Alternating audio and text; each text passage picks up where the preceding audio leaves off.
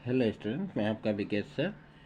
मैं आज फिर आप लोगों के सामने NIOS क्लास 10 का अक्टूबर का हिंदी का पेपर लेकर आया हूं, जिसे मैंने सॉल्व किया है। यह एग्ज़ाम 24 अक्टूबर 2025 को हुआ था।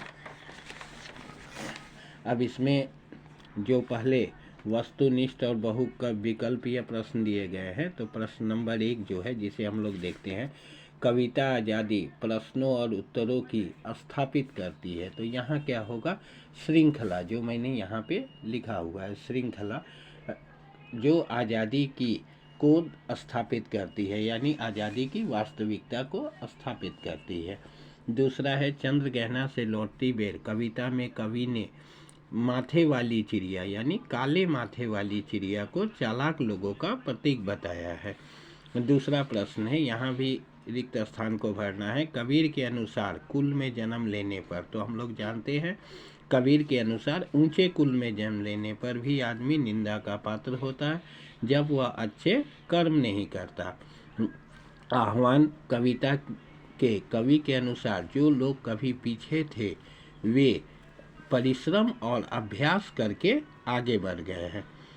तीसरा प्रश्न है, रहीम के अनुसार कत्था ओठों पर लग उन्हें लाल कर देता है और ऐसे अपनी उपस्थिति प्रकट करता है। चंद्र गहना से लौटती बेर कविता के कवि का हृदय का दान से अभिप्राय है बी नंबर, जो प्यार करना।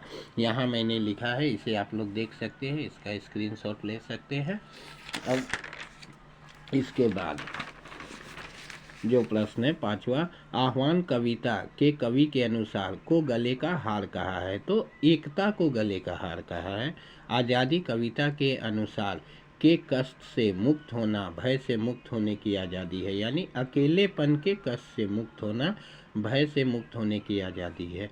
तीसरा है, बूढ़ी पृथ्वी का दुख कविता में कवित्री ने पेड़ के अंगों में मानव अंगों की कल्पना की है। छठा नंबर जो प्रश्न है, यहाँ में गद्यांश दिया हुआ है, इसी में से हमें उत्तर लिखना है। तो जो पहला प्रश्न है, पृथ्वी की छाती फाड़ कौन अंग उगाता है, तो ऐसे तो हम लोग जानते हैं किसान, लेकिन यहाँ हम लोगों को क्या करना है, गद्य के अनुसार ये जो कविता दिया है इसके अनुसार लिखना है, जिसके कारण यहाँ क्या होगा, मजदूर। मजदूर की शक्ति को महान क्यों कहा गया है, तो इसमें जो विकल्प दिए गए हैं सभी सही है, तो डी नंबर होगा उपरोक्त सभी विकल्प। मजदूर की गाथा कहाँ नहीं छिपी है, तो सी नंबर जो है, घरों में, यह शुद्ध उत्तर है। यदि मजदूर परिश्रम न करता तो क्या होता, तो किसी को अन्न नहीं मिलता। अब इन सब का मैंने यहाँ पे आंसर सुंदर से लिख दिया है, जिसकी आप लोग स्क्रीनशॉट ले सकते हैं, देख सकते हैं। इसके अलावा सातवां प्रश्न है, नीचे दिए गए पाठ और पात्रों के सही युग्म चुनिए, तो अंधेर नगरी गोवर्धन दास होगा और शतरंज के खिलाड़ी यानी नवाब। आठवां, नाखून क्यों बढ़ते हैं, पाठ के अनुसार मनुष्य जीवन की असली चरितार्थता उसके प्रेम भाव, मैत्री भाव व तो त्याग भाव और सहयोग में है।